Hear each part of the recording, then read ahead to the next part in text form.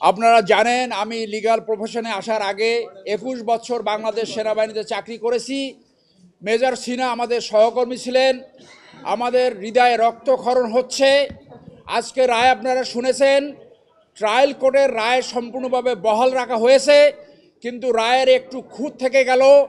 SP Masud যদি সঠিক দায়িত্ব পালন করতেন তাহলে সিনহাসহ ২ থেকে ৩০০ মানুষের জীবন এইভাবে হানি হতো না।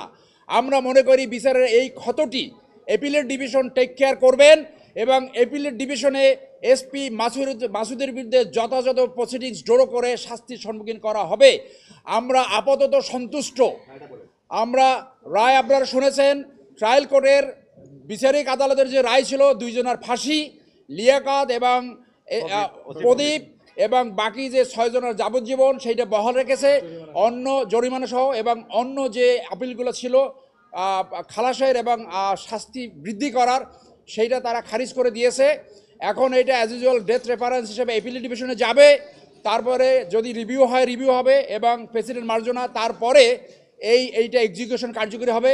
আমরা আশা করব আপনাদের মাধ্যমে যে এই স্টেপসগুলা দ্রুত নিষ্পত্তি করে দ্রুত রায় কার্যকর করা হবে। এবং আবারও বলবো, এসপি মাসুদকে অবশ্যই বিচারের সম্মুখীন করতে হবে।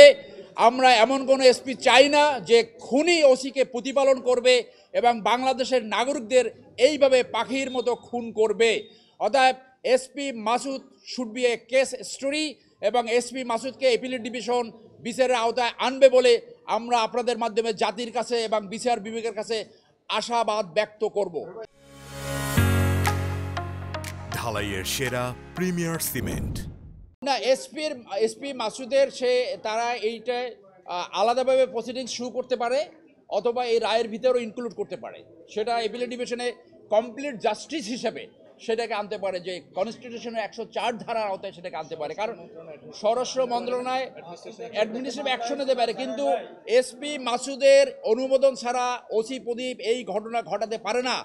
আপনারা জানেন মেজর সিনহা খালি হাতে গাড়ি থেকে নেমে বলছে হোল্ড অন, তাকে খুন করে তার গলা সেই আমেরিকান ঘটনার মতো আমেরিকায় পাড়া দিয়ে পানি পর্যন্ত খেতে দেয় নাই। এইরকম নিঃসঙ্গ হত্যাকাণ্ড এসপি মাসুদ কোনোভাবে এই দায়িত্ব অ্যাভয়েড করতে পারে না।